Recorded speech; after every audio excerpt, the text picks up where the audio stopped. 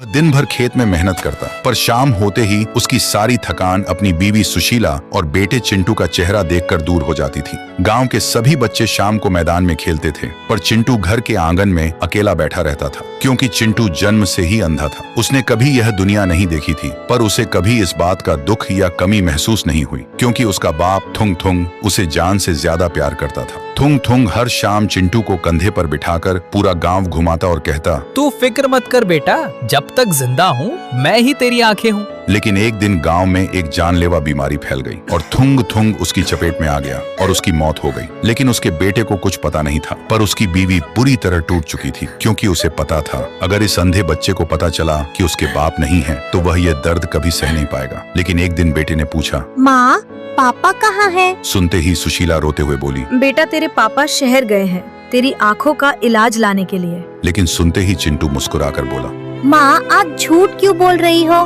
पापा तो अभी भी मेरे पास बैठे हैं, उन्होंने मेरा हाथ पकड़ा हुआ है। सुनते ही सुशीला की रूह कांप गई, पर उसे कुछ समझ नहीं आया। और उस दिन के बाद गांव वाले जब भी वहां से गुजरते तो देखते कि अंधा चिंटू अपने आप कुछ बड़बड़ा रहा है और हवा में हाथ ऊपर उठा रहा है, जैसे कोई उसे कंधे पर बिठाना चाहता हो। देखते ही सब सोचते, शायद बाप के लिए बच्चा पागल हो गया है। देखते ही देखते महीने बीत गए। एक दिन सुशीला खेत जोत रही थी और चिंटू घर में अकेला बैठा हुआ था। शाम भी हो चुकी थी। तभी आसमान में बहुत तेज बिजली चमक रही थी। पूरा गांव बिल्कुल खामोश था, क्योंकि बिजली इतनी ज्यादा चमक रही थी कि कोई बाहर नहीं था। लेकिन तभी एक तेज बिजली सीधा थुंग थुंग के घर पर गिरी और पूरे घर में आग लग गई। अंदर बैठे अंधे चिंटू को बिल्कुल पता नहीं था कि क्या हो रहा है। तभी सुशीला खेत से घर पहुंची, लेकिन पहुंचते ही वह चीखती रह गई, मेरा बच्चा अंदर है, कोई उसे बचा।